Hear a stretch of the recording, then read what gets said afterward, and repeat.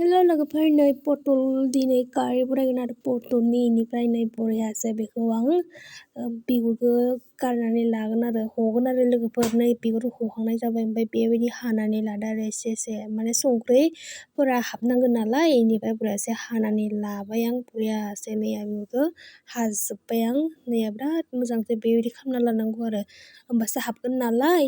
नैया जि मोजां जायो आरो टुथिंबो बिदि हाफ्लंनानै होदों। इनिफ्राय थाव होबाय, हालदै होबाय एसे, ओमफ्राय बेखौ मोजांसै आं फ्राय खालामना लागोन आरो होनानै लाबाय बरियासे एसे मोनजासे फ्राय खालामना लानांगौ आरो इनिफ्राय मोनसे होबाय आं। इनिफ्राय नैया बरियासे एवगोन आरो बेखौ। इनिफ्राय बेवहाय एकदम माबा मोनजासे एवनांगौ। इनिफ्राय नै संख्रि एसे होनानै लाबाय आं बरियासे एवदो आरो नैया बरियासे जाहैबाय आरो। ओमफ्राय बेखौ दिखोबाय, ओमफ्राय पियास एसे होबाय, इनिफ्राय बेवहाय मोजांसे एवनानै लाबाय। बेवहाय होलायबाय आं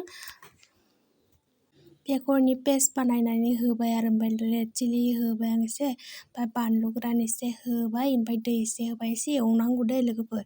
इनिफ्राय बरियासे संख्रि एसे होलायबाय आं, बेखौ आरामसे गोदौ होबाय। ओमफ्राय गोदौ होनायाव नै लास्टाव मोनहां जानायाव धनिया गुन्दै होनानै होबाय।